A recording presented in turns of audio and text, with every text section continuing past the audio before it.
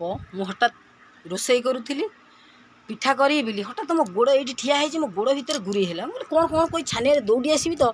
साढ़े देखे मो पुओ पाठ पढ़ुँ कहली आपू साप आपू दौड़ी बाहर के पलैला मो पाखे आउ कि ना छाँचुणीटा पड़ता छाँचुणी पिटी देले तेणु मत प्रभु क्षमा कर तुम मत कामुड़ी न मानुची मु दोष आपणे दोषी नुहति कि निजक बचापी बेले बेले अन्य को भी मारे पड़े तेणु मत क्षमा कर मुझे को मारी मोर एते पापरू मुक्ति दब हे भोलेनाथ मु जानी कि साप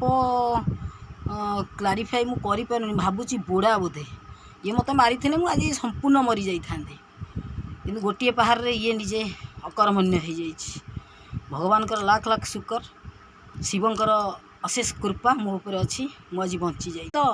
मो हाथ थरुची मो कथा कहला बेलू